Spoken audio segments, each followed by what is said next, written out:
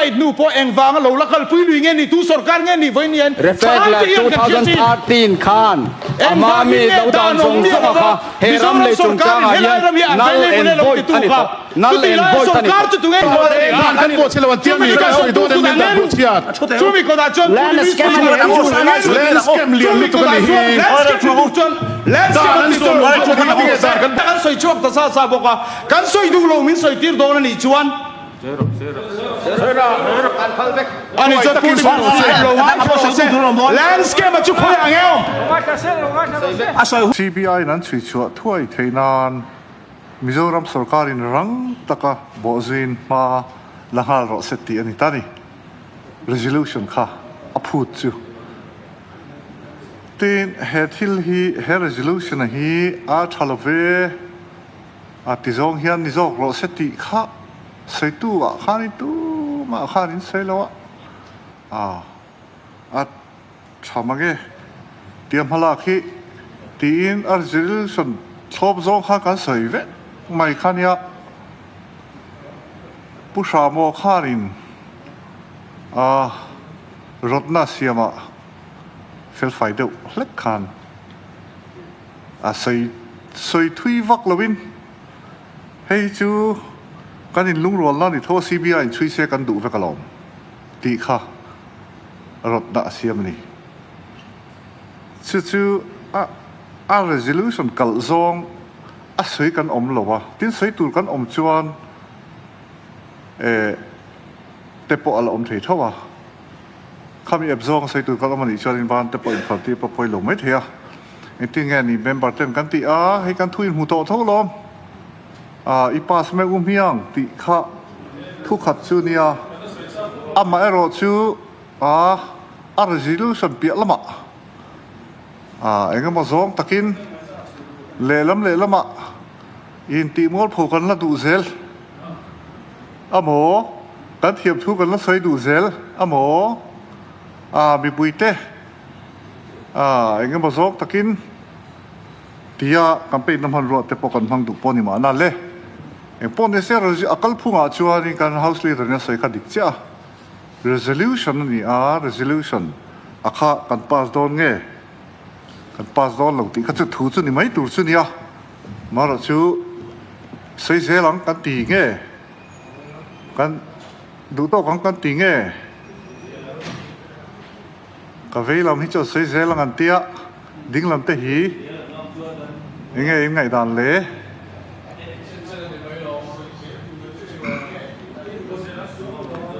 ani chuan heti hian kan ti bai don ni speaker kan house leader khading to thawa Paul thum pass to admission tile ro se Paul thuwa bok tiang deuh kha ne kan CBI chui turin thelu vek to nia tunak angai bok tile ro se ti le kha chu he house mi min hu dan te po apui tling lo in ka ring riau maya chu wang chuan ke chuan in a thelu tu kha zawm viau rolin in uido mai tur zo ka lo nga ya in uido lawa kan sei zui ta chu ni maya amaro chu thu om ze nei to lo file po eng chen nge CBI a lu to eng chen nge thlen to ti po voi ne hian ngai tu tham fe om to chu ti lai kara han chui tur han in ti that le de kha chu tu gal mang che adia ka ngai lo ti hian kan ti mai don hem niang he lama chu ti za tin sei se he lama chu ti za tin sei se ti kha pu sha mo ro na kha kan ti mai don hem nia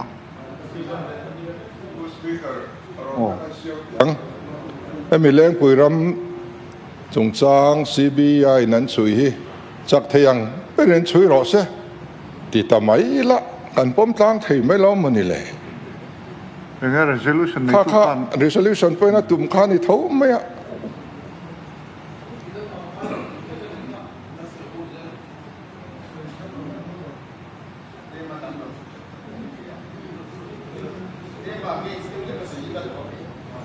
Speaker, resolution kan niel tun lem leva. Lo. Suanen kan du bercu aciang to kuluma CBI pokan thlen to mai ro chu ma reng reng se te soi du an lo om khan chuan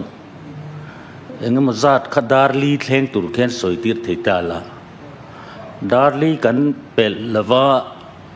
resolution dang private resolution member resolution dang kan lak le chon zandar ko da som thleng soi ngai lenga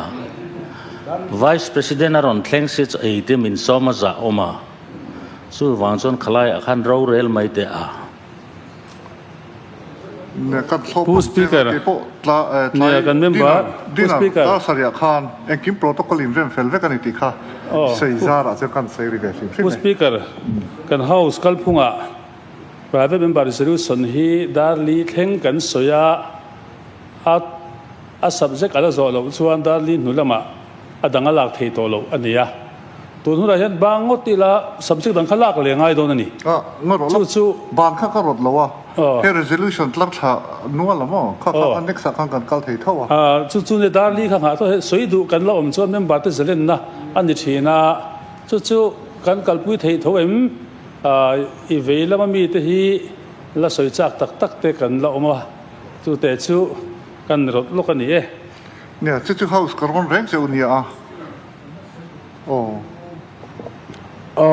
อาศัยจอมเล่จอมโลลำข้าจูเองพอลงนี่เสอา resolution ทุรนเกนลูดานเจ้าก็ค่ะกันโลติเมกดานเนน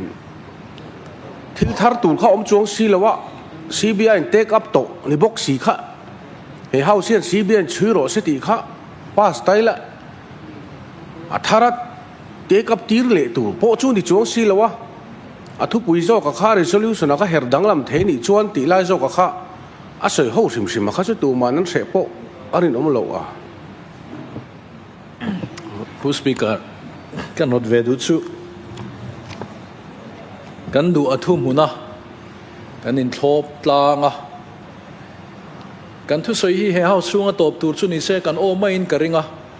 โซเชียลมีเดียและทีวีเตะชัวก็จะมีเพลย์ตุ้มชุกันนังเดวินกริยาผู้ speaker กันดูนี่ชวนกันดูกันเล่นตัวกันดูตางะชุดที่รัวชวนอิสวยแรงอังกันตีนี่จงกันสวยแรงอังนี่ไม่สวยตูจุกันนี่เวนัวทัวสวยชักแต่พวกกันเรานัวลินกริงอเมริกชูรำโรเรนในอินซังเบราฮิอัน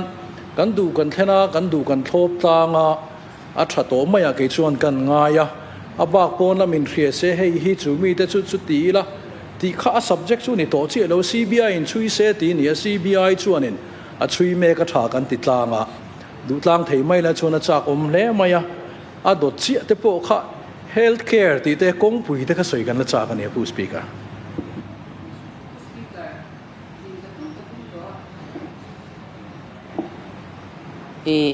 ข้าที่ตั้มตักกันง่ายทัดตัวตุนจุมาเลวพวกกันง่ายทัดตัวกัน house leader ไงพอินอากงพังข้าอรอนสวยตัวนี้ก็ไงตัววังเฮียน annex จ้า private resolution ดังฮีอีเวลมาชูที่เห็นสวยเสนิงก็เสียมิโซรัมปุ่มปุยมีเตลมโล healthcare เฮียนสวยนะหุ่นอันนี้เราก็ลาวตุนอาคานิน ruling ที่ไม่ตาละอีป้าสังวิธีปันกันป้าสปุยเทระกังเกนี่ชวนไม่รู้จูหันป้าสไตล์ละอาจารย์ท่านตัวจูช่วยเมกตัวเร่งหันป้าสักทิลอมโลนี่หันเฮร์หลังดังลำเช็ดตาอีหลังอินจักตะกินช่วยนี่รอเสตีละริงตะกินเร็มตีกันตีเวกกระริงอันนี้ส่วนวางินผู้สปีกเกอร์นังมารูลิงข้าปุยหมดแต่นี่ก็เสียเพราะนั่นเสียเวลกันนี่ผู้สปีกเกอร์เนี่ยไงตามตั้งอมเทนกระริงอันเน็กซ์ที่ลำเตะข้าจะเกี่ยวกับไงตัวนั่นสร้างพวกเราเชื่อแล้วว่าอันอาจารย์อมเล่ไม่ตีข้าขัดยากันเขาตัวนู้นน่ะสวยขัดชวนเรียลรัวปนอมเท่าว่ามาเซ่ private member resolution ด่านังตักกินลูตาด่านังตักกินกัน speaker นารอนอาลูอัดมิดตัวหุ่นปวดละอมดาร์ลิเชงหุ่นกันเนี่ยสวยดูพวกกันละอมสีลายติดตบไม่ละติเซ็กฮีกันหันสวยวางซาเดียวฮีกันซาเดียวลำฮิจุกันอมติเดียวโลโมติฮีอันไงตัวเทรุมรูมินกัสเชียกันสวยชิมฮิตรากับเป็นที่นั่นเราเรียนแล้วเนี่ยมอสคารินา CBI น่าเราเท่านักข่ากันโดน support เสียเตปอที่เฮียนกันกิมันนี่เรามาตั้งตัวนั่นหลังเสียละ House resolution ที่สุดดังเดียนี่สรคาอินามาเราละตัวเตียงกดขาดเราเดียวว่าจู่วางจู่ละช่วยช่วงตู้เตปอยน์ he ho sa proceeding te hian ron en du tur khan I dona wangin he ho sa kan proceeding hi CBI lam te tan po khan material poi mo ni dona chu wang chuan post speaker ram nuk tak tak le corruption lian na ni a mi puinan rin thup ani boxia soizom zelang umyang chu no member te right pon ya kan member speaker không ai tên kan soi le lo kan soi ve lo nge khala ding ve lo wa không ai takin hemi chungchang a hian adu lo zong soi kan om lo wa ti kha ani thina ki kala soi lo wang ani soi lang chuan adu lo zong soi ka tuma ka soi tum dan po ani ang hi chuan ka du lo ani ti soi ka tuma modification om lo chuanin a hoi lo ka tia chu modification om thei se kan du ni anh nghe kan soi le nga maro chu kan thu hi chu anoi to ni resolution kan okay a tin tu na kan member zom takina sei zo chia kha a fellow kha a siat a sakim lo deuh ni ka sia a speaker không ai takin hian an ron soi zel ro ti zel kha chara boi thla thu soi tak tak ang khan hong mai la a thawe ring ka sei to don tu na kan member pakhat le tu na a resolution nei 2.0 lama khan sei to a he kan sei chang hian in case te poti chak theyang ti chak at tinghet theyang tiang te tu na po khan kan member zom tak khan in ha check bill tu zom tak khan in kan sei chang te pon khati angai thei khan ron sei le kha ani lo en non le ula 126 kha proviso khan speaker in admit theyang ma se a prejudice lo chuan ti chaw ni kan soi kha chu kan soi ho ringo tang he ta kho ta khan bearing ani to don lo ni khonga in member te khan en non le ula chu bi condition chuan ka admit ani ani lo chu tu under investigation ani a kho ta kan ngai thla a CBI kan ti a loko ta kan ti a case number pon effect to ni 126 khami proviso tel lo kan sia chon thei lo ni to ni a proviso ero kha chuanin speaker chon admit theya maro chu an chui la khanin om zia fa nei to lawang ti kha a omani kha member ten kan sia ta tan kan seri sim ni se le tu na soi kan du le ani chuan kan soi viu to a sei lenge cha lawang ti kha kan soi viu to a speaker không ai chung chuan hatiang soi ho turin ti jol ki po kha kala soi lo ni a suggestion chaw ni khani chin mi kha o ni speaker a thu hi chair chiang ta ila kan resolution thu hi chair chiang ta ila sarkarin CBI alo thlen to a chumi bo zui ma lamhal ro se tin zo kani chiang devin han chair te u chu wan athara thelu a chui ni re se tin mi lova hey CBI in an chui chuat thoi thinan Mizoram sarkar in rang taka bo zui in mal ro se atini chuwana thara zuk thelu a mala kha azukok lo an thelu to kha chak zo ka kal thinan na zuk min tlatani chulai chu ni pu speaker kha po kha ala chair kim chuang lo mala ngal ro se tini ngal ni an la dei to niเนี่ยคล้ายค่ะ interpretation ช่องๆของเทียงอ่ะข้ามีเองเราพวกข้า CBI ช่วยตัวที่พวกข้ามิจฉาสังกัดส่วนมาละตัว consent ไปได้ตอนนี้ข้ากันเอ็มเบอร์เต็งกันเสียต่างกันเสียริบนี่เสียเองพวกนี้เสียใส่ตัว speaker มีอันนี้ชวนปฐุมเวตีละอามุฟตูเนนชวนตกไทยไม่ลงมั้งผู้ speaker CBI case santiringoti array theite mania all industry ka omlai kan CBI case ka handle ve to CBI case chuti mai maya dispose mai thi ani lo array thei lutuk chu wang chuan kan resolution in aput ange hian rang takamala bo zui charchar ngai thilani speaker CBI case CBI pon rin zo chuan lo chuan he resolution ni withdraw le mai lo sela a enga ber chungen rin po CBI case thelu kan thelu ti ringot ka anemia lo ania bu speaker kan chirang le lu tuk ka lo le hi ba ka che ran ngai na om chung lo le speaker LOP in rodna ron siam to keni du dan mo khatiang zong khan ikal pui mai la thalo mo speaker kan regulate kan resolution thelu tu members am takhi kan ngen du a kan vai kan pom tlan thei tur khan ron phu mai sela kan du thu mun tho sia tle ma her lang lam kha to ma lak lo ni selangin a resolution nei tu ber hial rem ti chuan a soi ju te kha chu kan soi ju thawanga khalai kha chu ai ma lo lak to ani na lai khan ma CBI kota lo then to hi chak takin emo chak le zualin bo zu ni ro se tiang zong te poin aron po thiamin karinga kan ngen tiang a engani kan resolution nei tu ngai dan le khachu kan soi advance deu gare a soi ho na po kan la zo ma khan ya speaker kan ti dan lo tur kan ngai deu ka re tho i soi so je le la a thamai lo mo speaker rot na pakhat chia irem ti chuan kan soi ho le don nei chuan pathum tia anwain up le chuan pathum chuan minute som theu ni chuan minute som ru kan darli ridona adot le resolution kan te kam han don chuang lo i soi vek lo angu soi lau kan nei lo soi khe kan nei lo pu speaker CBI pon chui ro se ne soi vek angu pu speaker ani pu speaker ko in a thu thu na lom che lo wa tun resolution ang hi chuan a soi zui thei lo du chu soi thei ma se resolution hi follow thei lo ma lang ha ro se malak to ani sia sarkarin ma alak to na hi chak jokin kalpui ro se ti te chu ni se a phur oma a soi thei ei tinge kan soi zu yang ke ni po kan dinga a resolution ka soi wak ngai na om lo soi le tur tan po a resolution ending hi a soi zui pui thei mi lo ania ke mani le ke mani in bum kan di ringot a za tha resolution kha pass thei lo ni speaker house leader ron propose ka ke chu tha ka ti rewa resolution ron pulu tu po khan aron soi chuaka ato pa chon khata tho khan kan lu kareng soi ho da ila ani ka soi ho mo ole heta pulorom liana pa puya member zon ta ki somang bu speaker kalome anuam le mai man mo lo loila hedila rural tura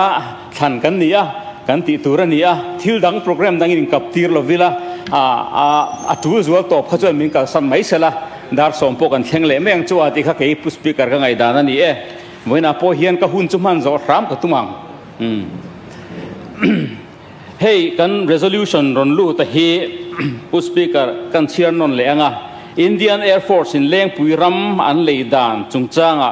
dan bo chiat na satak le corruption om nge nia lang hi Mizoram mi pui du dan le be sei ange in Central Bureau of Investigation CBI in an sui chua thuai theinan Mizoram sarkar in rang taka bozuin ma langa ro se tiania nakina kan resolution nei tu pon alo modify du huna alo samphanan ti hian ke chon karil rom dan kan soit langanga alas line hi rang taka bozuin ma langa ro se ti lai aya hian Mizoram sarkarin alo thlen to hi chak taka zuin ro se ti zokin alas line hi thak maila ti chuanin hadam takin kan soi ho thein kan pass thei tura ngaya ka min thlapang ti chuan ti po ke po kan soit lang hal bok ani ole soi kan du sa ril ro mangte hantar lan thok ka duwa hemi chungchang a hian tlang devin soila dinglam veilam ti ril ru pumi loving ka soyang e chu kan speaker pon min lo englo ta sala min lo thathiam ta sala voina hian he chu hemi chungchang a hian in dik tak chuan a tuate ma hi kan in ring hel tak to pon ka hello game kan khelani kan play ani aza thak keini dinglam mi te po hian sarkar masa local to kha ani nam noi man lo ni hi a kan tia I kan ring le to lo ni ai nam noi man to lo ni hi kan tia kan en liam to kan thain to ni tin opo vela ma mi te point kan dingla ma mi the ai nam noi tak po an ring lo heti em kan house leader po atang man an riak hian an ring lel tak lo ma se IMC in thandon wanga a ui kai deu tura indu wangin kanin mebel chop mai to ni hi aten mani soi tla ka po ngai to lo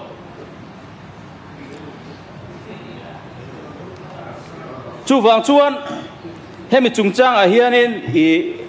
engemo house chunga pon lamina anron mua gameplay kan du wangin kan ril ru tak po ni to lo thengin in ring mi puin an ring lel thei da lo mo ti ril ru puin kanin mo pu ton mai to ni chu wang chen tlang de bin soila voina hian he thile hi soi thar tlak pon to lo ni china pu ra mo kan member zom takin ron soi kha adi kani thilak kal turanga kal to a anu nung phungin se ti khani to mai a chui tuin an chui anga adik lo chen an tur mayang kan ngam theu to ni enge ni hetila hian thil kal mek chui tura mala khani to a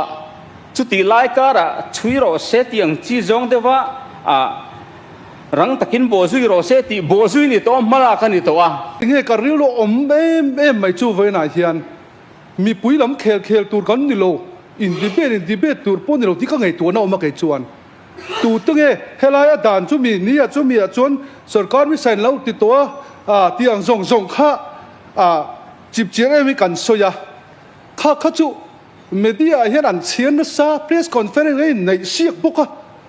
dik tak hi chuan a chiang to ni kharaya kha chuan chuan tu na kan ma mo zo khu chu enga tinge ti top to si kha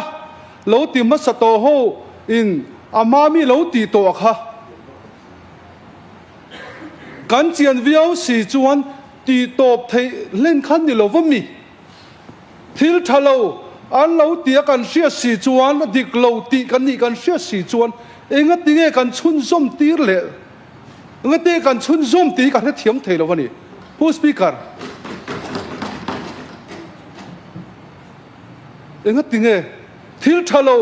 dik lo le fel lo sumin vom na satak corruption lian tak omani kan ti si chuan enga tinge kan ti top tang mai lo enga tinge hetiang hian lo ti thui to sia lo ti tang mai ru kan ti tamaya ti khan ching khana se ni kan leader zom tak khan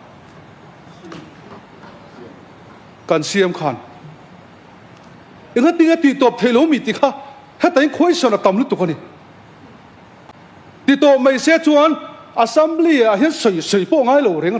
khasum tam thamlu tu rammi puiten kan man pui ni hi thil dik lo lian tak om ni se CBI ko lu ngai khopa thil thang hi apoi ka ti kan sei du ni kan ku tha kan ni lo ti chin ni lo ama mi na lo ti to chu an ti dik lo ni pon ti top tang mai tu ni a ti chuan kan review minister zom tak khan exam san po pe a phal na kha tro a sei kha ti chuan kan chief minister zom takin ti khan al amami lo ti tang mai ro se ati bokani kha ti om lo se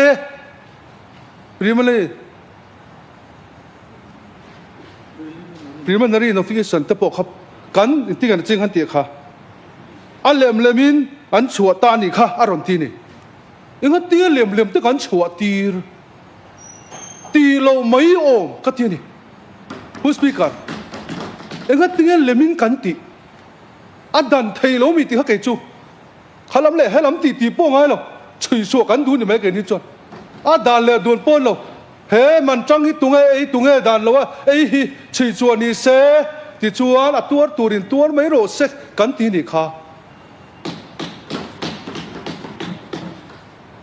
enga tinge kan ti top mai lo kut chu kan thak nge lo tu na khan kut kan thak sarkar lain ZPM party kut kan thak ha akal chun zoma ti chuan tu na kan boi pui ta ni sarkar mi sa khan thei tok po lo ti ma se ato pan siam lo chiang da ka lang chu abul tan tha ti chan ve zo thuk ti a to bla zo lo an lo tan chalo ni pon a to bi te kan ti zo tir ti ni a poi ani kha na chin khan kan ti ngai vak lo kha anh Congress tampang ṭhenkhat pungu này hi mà ni party leader về ngat hi nè nè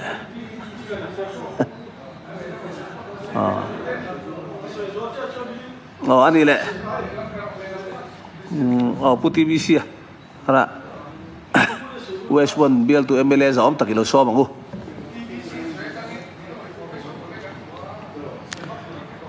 pu deputy speaker kalome voina kan resolution hi kan du khai nang dewa tira kha chon zo ma ya mi da hian kum ni chung le ka kalphung thar sarkara kan kong pui lo that chho dan vel te le kan healthcare a ma son na lam kha kan soidon mo ka te ma ro chu hun pore ve sim kha kan tum ni te po hian ang ta a kama chia soyang deuh khan hun ole ma tiang deuh chawa kan ngai te mo ti na hi ka nei to a soi tu te po hianin kan ril ru tak tak hi kan soi chia po hian ka tha to chia lem lova mi puyeng tin ya kan bum thayang ti kan ngai to tlang man chu kan ti dewa leng pui ra man lei dan chung changa dan bo chet na sa tak le corruption om nge ni lang hi mizoram mi pui du dan le be se yang nge yin an ti ngot te mizoram mi pui du dan le be se yang hi opinion poll an lo la nge ni a e nge ni khoi tu mizoram mi pui hi nge ni Facebook a party worker pa khazoram mi pui ti hian angai dan lo sei ti na nge ni a zoram mi pui hi tu ngen ti lai po hi ngai to ngai tak ni in ka sia mizoram sarkar in rang taka bozuin ma la ngal ro se antia mizoram sarkar hian rang takin a bozuya ma la ngala i vela ma thu te hi pu deputy speaker an dua har satna ne ni chuan thlen theyan nia CBI ya thlen lovin mizoram sarkar a bokan thlena chu ti chu CBI kan du an ti tat boxia mizoram sarkar chuan i he lovin rang takin CBI ya ri far ngala kan du chu zo der ni ma ya han kan ngai dewa amaro chu kan soi ta ka chuan kan thil soi du dan han thirin sual lian tak corruption a lian tak a thil te nom tak a thleng ani han ti te trong kom han thu kwal han soi vak hian he leng pui ram issue hi alo sual ta viaw niang chumo te kan tia kan soi du dan a hian kan soi pol klet le ngala atam tak pe jong kan khet pol ve him sim mi pui po kan ni lo voinia soi te hian in a Air Force ne na an hlan ti te leng pui airport leitira te min nga ya min suat sala leng pui airport committee a chairman kaloni boxia mi pui te thu dik ri ri kan tum lo ve de sim ni te po hian alanga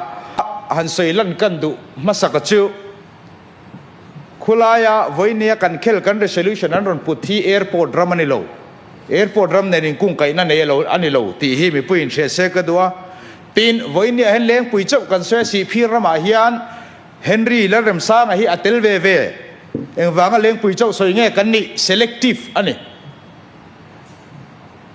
helaya commission ming langa kan ti hi kan lo khiat ve dan chuan atel ve ve reng ma se leng pui chau kan soi duwa chu chu mi pui ril ru kan hroi koi du na ani a har sat na om lo ti chu lang reng maya si phir mi chu dana dika leng pui mi chu dana diklo kan ti na deu nge hei poi ron soi chiang sela nikina resolution pulutu khan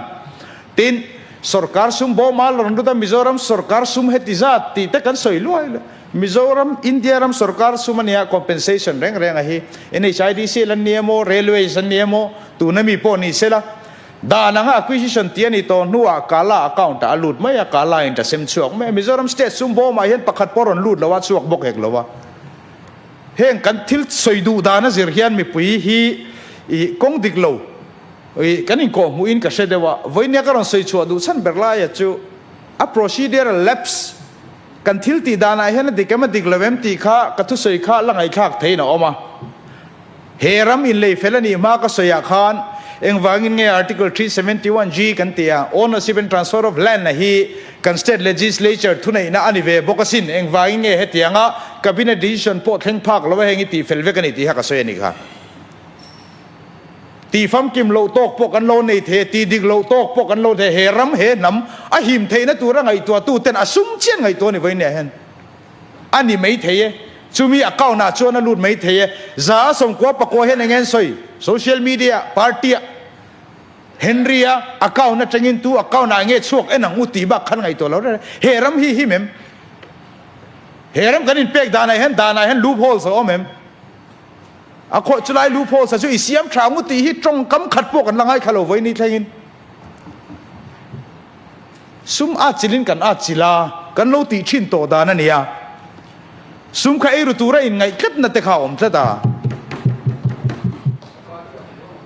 he thil lo ir chua chan dik tak a hi chu asum a kha khoya nge akal ti che kan ngai to kan ram khu kan ui lo sim si phir raman le khi kan poisa lo sim puk pui rama air force ram le khi kan poisa lo sim far ko nan le khi kan poisa lo sim Indian Air Force enge ni zok ni min loka zoram ni kan mang zawa ai zol bom na ni nia a soi po kan soi chuak pe to lo khang te kha a lawin kan la lau sim nge Air Force ai ka re lo wa heram manga ina thang thar te kan in fui thar na chin heram a hianin nang le ke tan lo midang tan mun om lo te kan lo in fui ve na chin aka voine nam party in ti te hian nga tinga kan soi chuak ngam to ngai lo asum boy kan boy to ni hi herami khal zovek maila tuna kolabari po chief minister in choma statement le hi langai pa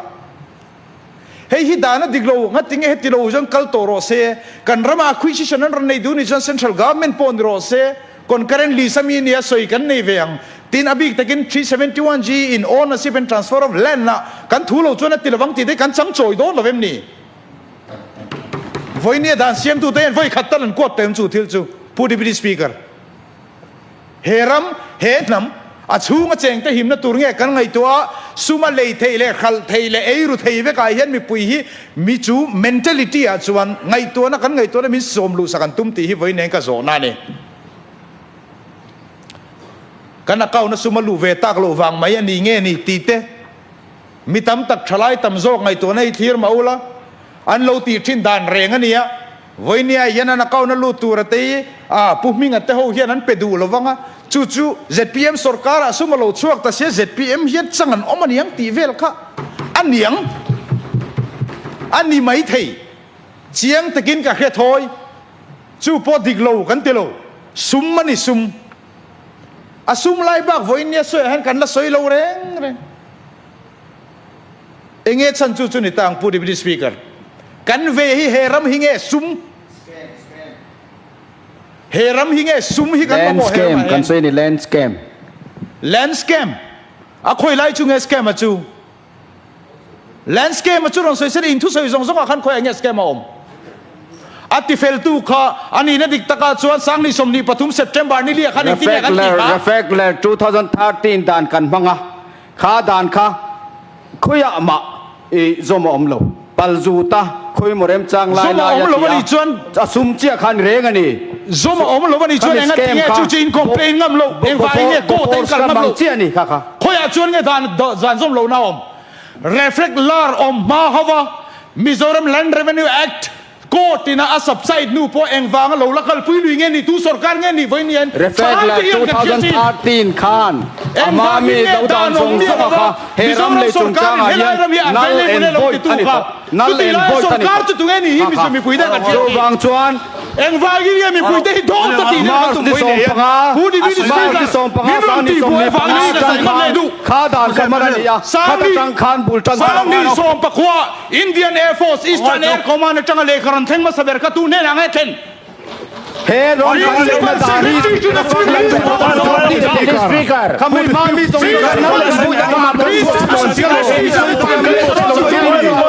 kan po sila wan tiam ni ka soi do den den bu chiat chumi ko da chon land scam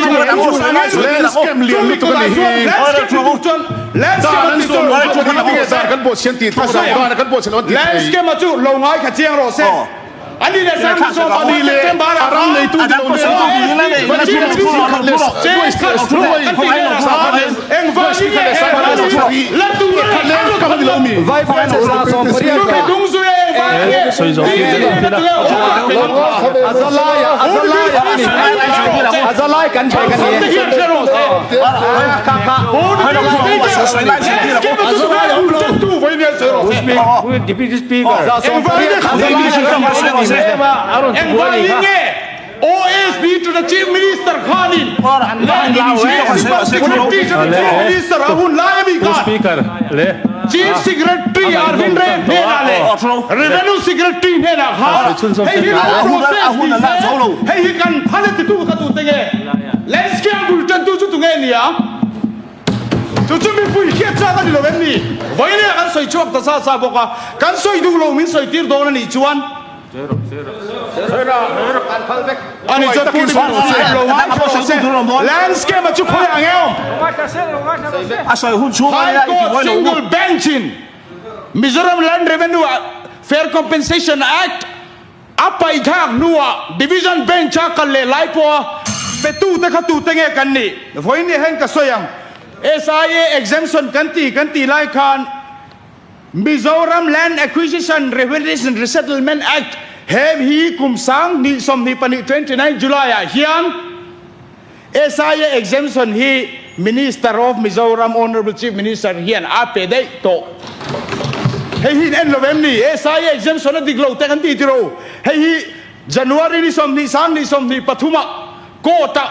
subjudice ni lai in Mizoram Land Acquisition Rehabilitation and Resettlement Act sang ni som paruk angin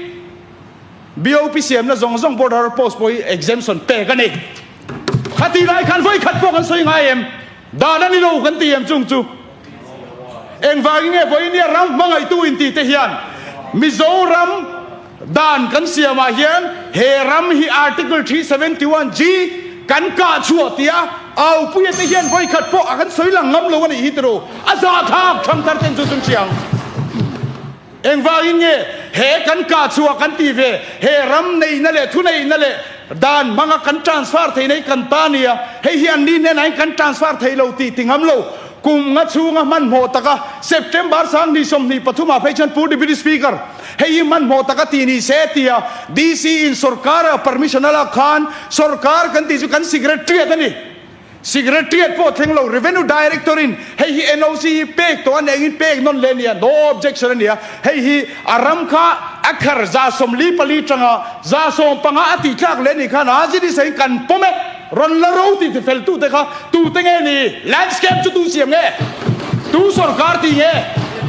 ZPM lo sarkar ti voi khat po le kharon theng to he sarkar siam he sarkar siam ni lova ati ra tanga poisa po ila in pe pe so ka sarkar to ti te hian pu deputy speaker tam thu sarkar ti te hian khati lai jong khan thil ti lo tin khelo mem ni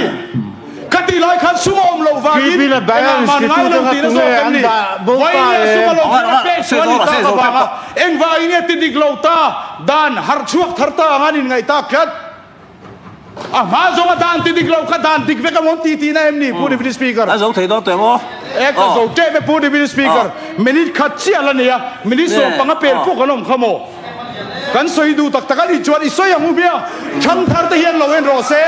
voinia TV tagin loen ro se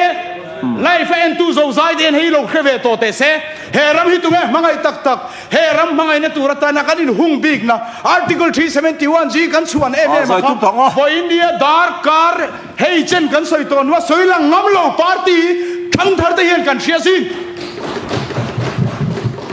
kan ka chuale kan sa chuate kan soi te khan eng vai nge sarkarin diglo omani chuan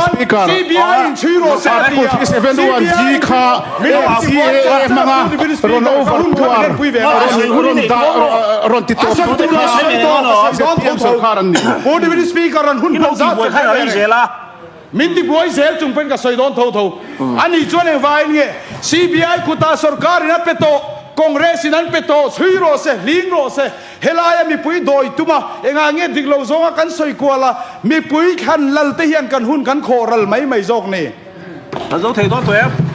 ka zo tepe pu deputy speaker khongai takin ano ti boy sin chu wangin min ti boy zel chuanin ke po ka soi lui ve charang pu deputy speaker a zo diglo kan ti thum do ne Dirial bial tu MLA zom tak po khan pu deputy speaker soi tura omlo ati to kha ma se omlo chung in kan soi lui vek si a chu wang chen ke chuan om ka ti ve thum to don soi po tum lo wa kan pom lai te kha a to beratan pu deputy speaker a zom khop mai kan soi du chana chu enga tinge avuak tur laya tlong vuak amadap kan soyang deuh chawani ahun laya ti du silo mani thilti sualan ti choran mani khati sual tunni akai kuang thedu chona kai kuang chun mani ni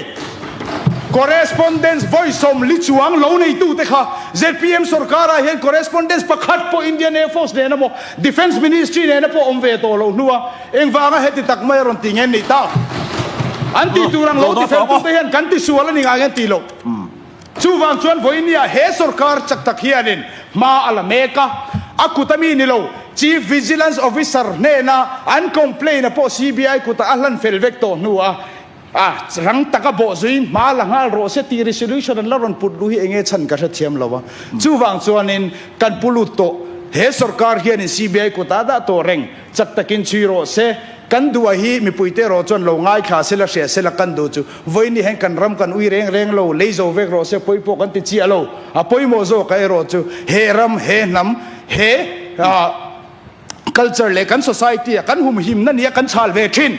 kum som ni ram bo emin nuk luta India ram state dang te aya kum som ni chuang zeta maso na bultan tai kan ni chana wanga kan chuat chana he eng wangin nge kan soilan ngam to lo ti hiron soiro se he article 371 g hian min hum lawani chani pai ngamang u voinia land scam ti tu te hian land scam bultan tu chu tungeni thalai ten thang thar ten chevero se ti kha karon ti chuat chana dia ani ang ni lo hian pu deputy speaker hei hi chak taka bo zui ni ro se ti tal ni ro se chuti ang ni lo chuan ke ni helama ding lama thu ta tan chon pas ngam chi po ani to chi alo min pu dan zo zai khen ta la ati sual tu te hi thang thar te hian ron chui vet ve to ro se ti kha ka pin na ro se ko me phải tu nghe soi về tông này mo tu nghe soi à pung này hi nè ni hi mania group leader về ngay tên nít tu soi để bỏ hi ang ha lại là bằng hi ha về tất này là tu này là so bằng u long tại West BL tu MLA giáo tập pung liền chung à Deputy Speaker anh ấy nó bập khóc mày xem ta rồi ta thôn thu khá ang cái gì Peter te khá từ khu câu nara etu khá ni etu tắc khá ni anh huat lát ta chú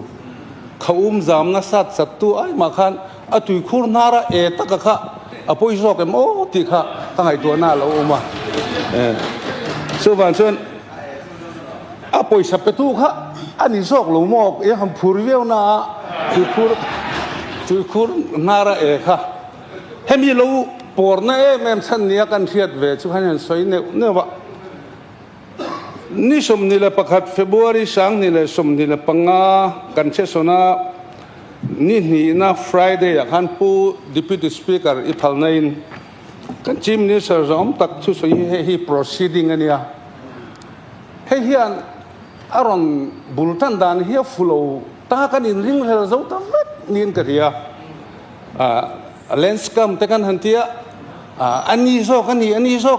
te kan in pu to na lela min kan ni lo nang manin ni te lela min nang manin ni te pu ba ya phi soi tur por lo he mang anga a hoi ri mai ni in hanti lai phi ka jan a khoi lam nge chak pu di bi sia pate dai no ring box si mang an thak maya kan chia te ngo pu di bal na in tin si phir mi malram ekarnga leng puya ekarza somthum pariat afain ekarza somthum le pali pror zanile somli le pariat chu MNF sarkar khan alauti pui boka no objection certificate alaupe ani chu tunaya hian kan he chuak leng pui khomi pui te khwan han hia se anthina ur ngotin karing lelama airport om to le lama Air Force han kar che turu kha andu karing lo reng amante atam khopa mimalram crore zani le somli le pariak avalhok don o kuitu an nge ti kadil ruwa chuan a atitla talom kan chief minister khan ama soelom chu taka chu tunhuna hian ZPM sarkarin manmo taka poisa pek ta ka chuan kan chief minister rin dang kha zoram mi puirin dana ni tatlatani ตรงนี้โลกปุยโดนจุกกระเทเวลงไกชวนโลกปุยอมหนมโดนทัตนีตีล้ายอะค่ะให้กันมินิสเตอร์จะอมตะขานเพรสคนให้ไปจุงซ่าไอ้เห็นจะเตรียมเลยมันเป็นเพรสคอนเฟอเรนซ์ในโชคซิกไม่ปุยโป้ให้ปุยริมที่มันกระเรียจุดดาตักชวนMNFละเมียนะอันหุ่นละขันติดกิโลโต้ก็ส่งอันโลในเงี้ยอันพาปนกระเทชวงเราอามาโรชุขันสวยตากอังคารเชมตาโตดทนทวงินอตุยคูร์กูนาระวันตามีปุยนาระเอกเจเวตักอะค่ะอปุยสเปตูตักลายค่ะอปุยตาอันนี้ข้ากมาเชี่ยขัน advisor to chief minister finance นะสวยอดิกโลเจียค่ะเอ็งอัดติงขัดยังอังดิกโลArticle 275 1G มันนักสร้างพอร์ตให้โลกขบะสุขารมาใช้ในโลกกัลปุยค่ะให้จุดิกโลกัลพุงอันนี้โลแต่นี่ช่วงกันที่เทระวังกัลพุงทัดสุขารช่วงให้จุกันที่เวทีระวังแต่นี่ช่วงกันดังลำบีกดองกันที่ตัวกันดังลำมังไงเก็บสินเบียนสินกันดานที่ไฟละอมบ็อกซี่โลเฮลัยมีปุยตินFacebook ละมาเตะโซเชียลมีเดียอัลโลกเสียเลยมันจังไอตู้เซ็นทรัลละมาเตะสเตทละมาเตะโนมันอีทีเตะมีเดียเทกันหัวข้าขันมีปุยถิ่นลุงนี่อัติมังอ่ะอัตุเงะโลกปุยตาอังที่ไล่ค่ะผู้Deputy Speaker มีถิ่นลุงอ่ะอาร์บูเฮียมีโซลมีปุยเฮียนอาจงตัดลัดไม่นี่สมัยวางส่วนไว้นะเฮียนเลลมาส่วนอีดิ่งละมาทุตะขันเวลมาทุตะขันอันเดมว่าอันเดมไม่ตัวพอนี่หรอกให้มี resolution อันเทลุไลเฮียน CBI กูดันเป็กนับพวกเขาละเฮียเจ้าโลพอนี่เวียง resolution สุมาเดียเป็กลุนี่อ่ะอาลูช่วงตาตุนารุนไลจะเด็กอันนี้ไม่อ่ะกันตีเรงอ่ะมินนอร์ลุตุกอันที่ยังซีพวกเขานักน่ะ resolution ในตุป้ายังกันฟ้ากันลุงตรวจพลานนะเพจละรุ่นเฮเรมตัวเราปงไงแล้วก็ชู resolution ในตู้ในนานี่อามันเรมมาที่อ่ะ member in เรมกันที่จะ amendment อังเทปขานี่ไหมอ่ะข้าลงที่ตาเสละจุดที่รู้ชนพูดDeputy Speaker ให้มีจุงจ้างอ่ะเฮียนทุเลหาเฮียตำเขาไม่อ่ะเช่นขัดยินสุรคารีนังมากันเฮียปุยโลตีParty Office อาเตกันสอยจุดที่รู้ชน Chief Minister เราapprove เลยบอกซีเนนไฟล์นี่สมนี่เลยปรุกทารุกษานี่เลยสมนี่เลยปังอ่ะปอยสาเตปอลูดะปอยสาลงลูดมันมอตัวเดีย Chief Minister preliminary notification คันนี้สมปังอ่ะทางอ่ะสังนี่เลยสมนี่ปังอ่ะชวนนี่อ่ะปอยสาฮีDC account อ่ะเฮียนนี่สมนี่เลยปรุกทารุกอ่ะอาลูเจ้าปอยสาลงลูดมัสตอเสียเราอมเวทตัวเสียแต่กันเองป้อนี่เสียให้มีที่ร้านจนทุกเด็กขี้สวยไม่ยังอูตุลำป้อเฮียนกันเสียดปุยเรากันเตียสุขารีนับเวลเราดีสิเตนั้นเราเตียกันเตียไวรัลวัคซีนมาเสียที่มินิสเตอร์นิสมปฏิบัติการนี่เราเท่งนิสมนี่เลยประคาตากัติชัวอาทิเลลอยบ็อกซี่มังอันท่ากันนี่เท่าไหร่เฮียนจนกันเท่เราก็ไฟล์กันเห็นรู้เห็นมาจนอาทิยกันชีมินิสเตอร์เห็นไฟล์แล้วเห็นข้าจุลายอันนี้มาเช่นนี้กุมเฮนั่นข้าก็สวยตัวข้านี่กุมเฟบรุรีนี่สมนี่เลยประกาศเซสชันนี่นั่นนี่ Friday อ่ะกันชีมินิสเตอร์เห็นอะไรได้ตัวเสียก็เราที่ฉันชินบุญมีแต่นั้นก็น่าติเลเสียชวนอาร์บูฮิมีทิ้งลงหันอันซงจักข้ากันเฮตกะไฟล์ตักส่งกันเนี่ยนะรอนเทนข้าจุดาจนเราเทงะไฟล์ก็มูรอลินให้ชุลตีริชุแคปซินกับเบียนินโลดารูตรงกับมินกัติยามาเช่อวารีโลแคปซินกับเบียนไล่ค่ะขัดยังอังทิลเฟลโลอมันจนอมไงลมรีโรเซโลที่เฟลดิสูตีนานี่เก็บเพื่อช่วงกัดทิ้งลุงอ่ะอารมณ์หลังเวชุมีปุยพวกกระสวยเท่าตัวมีฝรั่งเด้ออาการฝุ่งเฮียเลียนได้ว่ามันนี่ที่ได้ไงตัวนั้นมีทิ้งลุงอ่ะอมันนี่เช่นขัดยินร่างขจักรโรคกินไก่ชู a poisa ni lo ti te tam si khan china he de dum hela ma tangin hei pa ti chan tur kror nga ka chan ve tur kror nga ti te lo ri le boxi ri hi tamani tro ku deputy speaker chu wang chuan tu na po CBI ya chui turin kan pe a chui na tur a ti na copy po ka ke ni lam po bi rom pe vero se trong ka mai lo de bin eng ang chin nge chui ti ran tum anh portiona nghe anh chỉ là hiền nghe landscape tak tak hiu mà helai à hiền hemi ram nei chung chang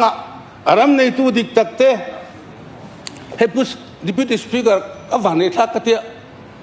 an star ka so na ka tu na lo chuak kher hemi ram chan sin hi hey la hen hu tu rom vek ma ya pu ar wa ram mo ye te pirem ru ati te puram ngai zuala te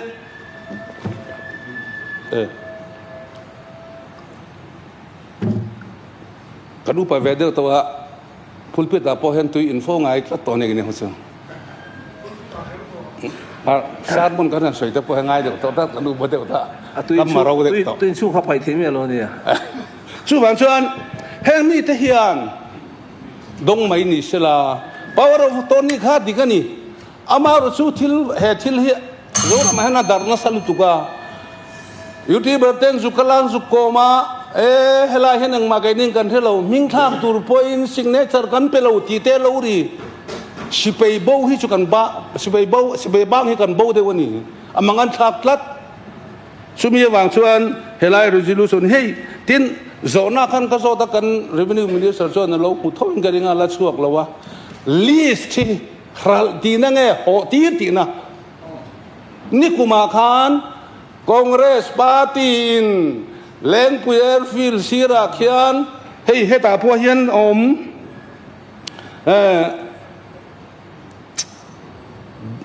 blast pen atan ekar som thum le pan hi congress in cheng khatin kum som ni le pang kum som nga dan a la ti he house an soi omani list ka tar ani ngai lo list chu ho tir fain ya po kan boni apul te puchung ka lo ngai lo pu deputy speaker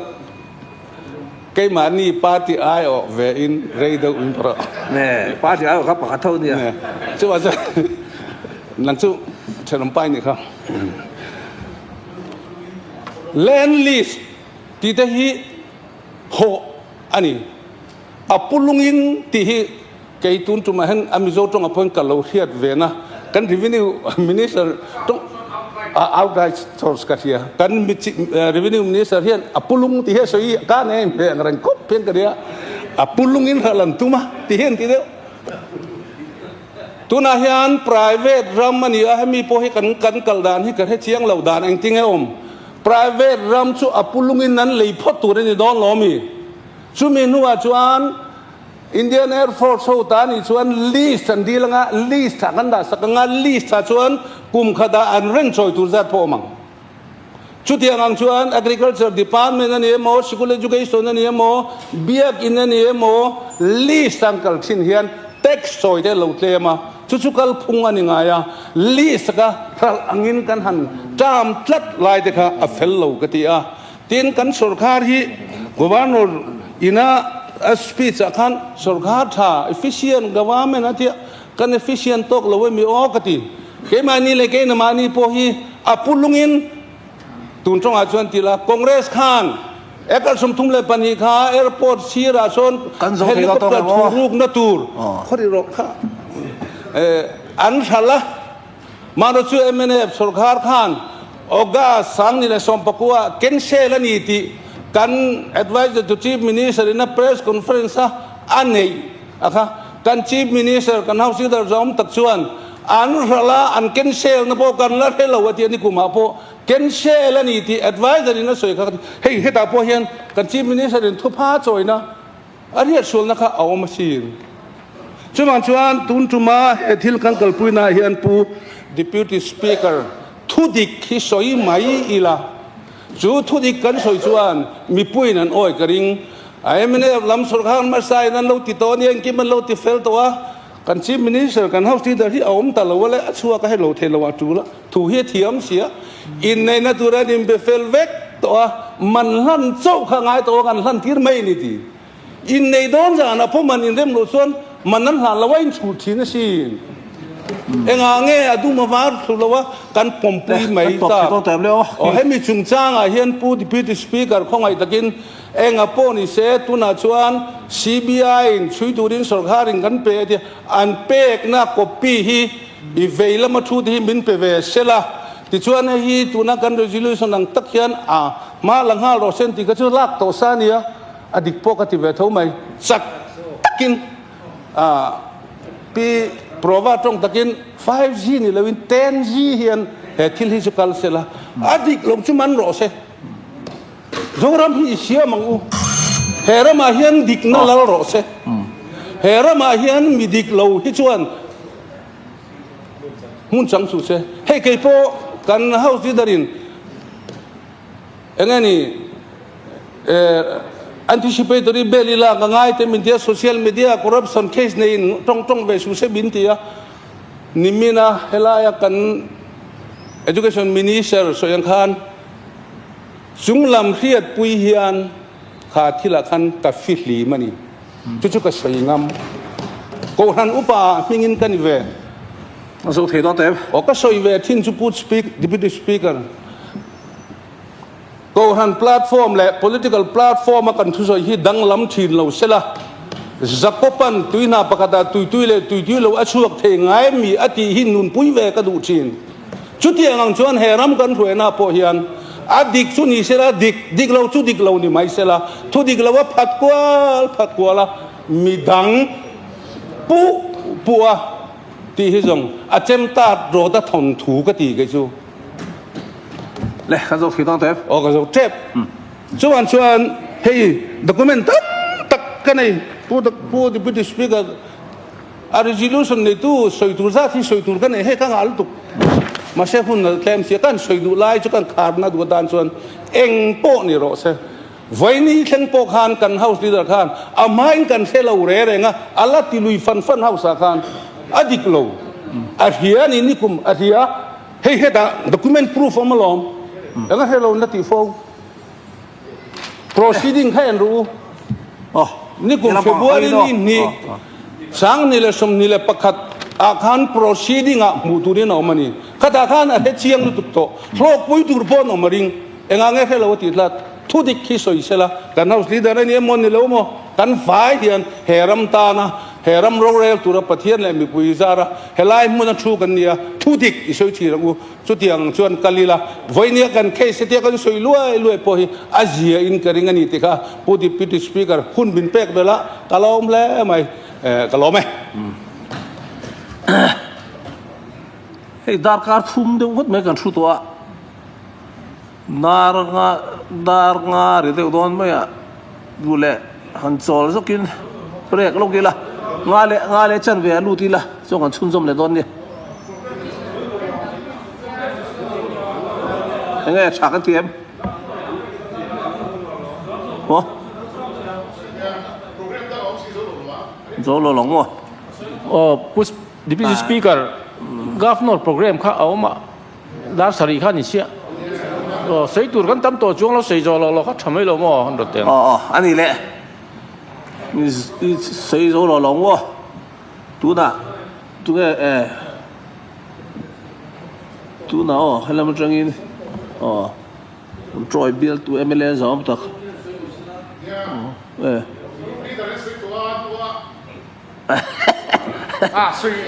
Speaker